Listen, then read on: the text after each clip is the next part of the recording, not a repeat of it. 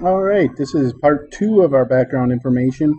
What are they thinking? What are those founding fathers thinking about as they move along to create a constitution? Number one, they're looking at the advantages of government, and there are three of them. Number one is protection. What does it protect us from? It protects us from external threats, from other governments. That's what government does. A government protects you from other governments or external threats. It protects us from each other or internal threats. Government makes rules to protect us from each other, internal threats. It sets up protection from ourselves. We can't commit suicide. We can't do bad things to ourselves because we have a government. And finally, from non-human things, from hurricanes, from fires, from earthquakes. It helps protect us from things like that as well. Number two is order. It gives us some order in life. Out of order, we get stability. We know things are going to be here tomorrow because we have some form of government. It creates order, and order creates stability. Out of stability, we get patterning and structure. Tomorrow, we're pretty sure that St. Clair School is going to be here. So we're going to come to school. It provides us patterning and structure. Our job after school is going to be there because of one of the things, order, that government provides. It's predictability. A lot of you are predicting that you're going to go into some form of post-high school training or to college or something. You can predict that because we know these things are going to be there because of the order government provides. So we can plan for our future, and that's what a lot of you are doing, planning for next fall, where you're going to be, what you're going to do, things like that. And it gives us a lot of convenience. It provides us infrastructure. It's easier for a government to make roads than it is for individuals to try to get together to make roads. It'd be very difficult to get a bunch of individuals together to create a road to go to Minneapolis, but the government can do that fairly well. So they do roads. They do parks and things like that. Parks are easier for government to do. Schools, building schools is easier for governments than individuals. These are the things most people don't want to do, but someone must do, and that gives us convenience.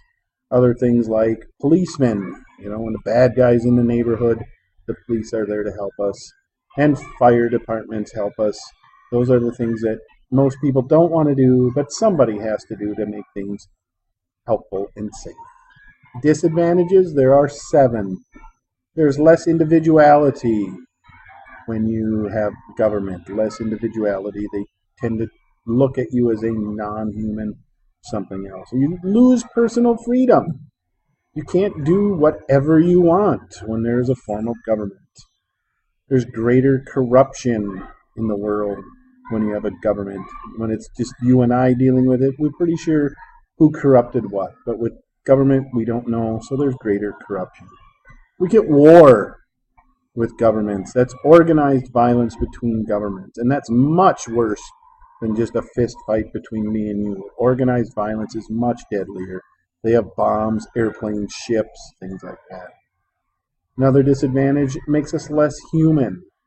You tend to look at things like casualties in war. That's someone getting hurt or killed. That's a casualty. It makes us less human when we have government. It makes us less responsible. We're not going to do it because government will do it. Someone else will do it for us. So it makes us less responsible. And in turn, it makes us less caring as well. Someone else will deal with it. The government will. I don't have to. So those are the 7 disadvantages of government. And what we try to do is make a government that enhances the advantages and diminishes the disadvantages as much as we can. Whatever form of government it is, runs into the 3 advantages and the 7 disadvantages. And all governments try to enhance the advantages and diminish the disadvantages. The beliefs of the Founding Fathers is the mechanistic universe of the 1700s. It's a perfectly running universe, and we'll discuss more of this in class, but this is for the worksheet. It's a perfectly running universe. It has rules that govern its running. It has rules that govern its running. And we can discover these rules by reason.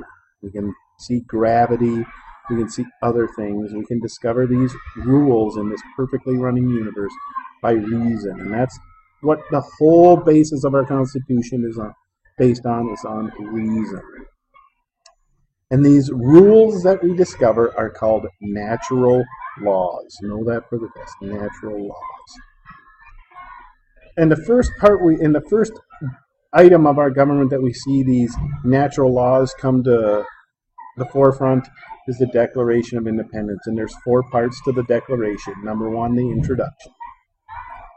Number 2, justification for revolt. And we're going to talk about these in class, but these are the 4 parts. Justification for the American Revolution. And finally, the statement of separation, why we're leaving, and that we are, in fact, leaving, become our own nation. Some of the important things we got to remember: the time frame of the Declaration of Independence is when in the course of human events, and we'll talk about what that means in class. When in the course of human events. So that is from the beginning of humans to the end of humans. That is the time frame. Anytime this happens, you can declare independence from a tyrannical government.